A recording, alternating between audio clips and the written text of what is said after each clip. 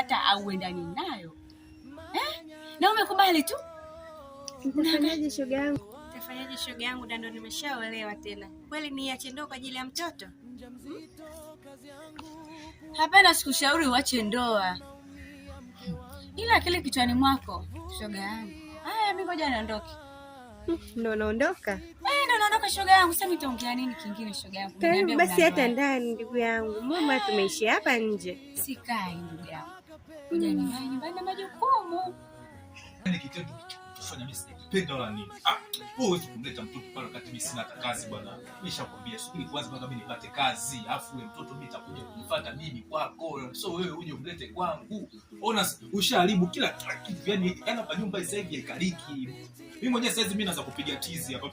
Wewe usinivuruge wewe mwanaume. Wewe hauvai. Mke wako kila siku anabadilisha nguo. Yule mke wako toka muoe ameshawahi kutema hata mate chini. Anajua kuzalia chooni. Tena usinivuruge wewe baba. Oya sasa njoo basi.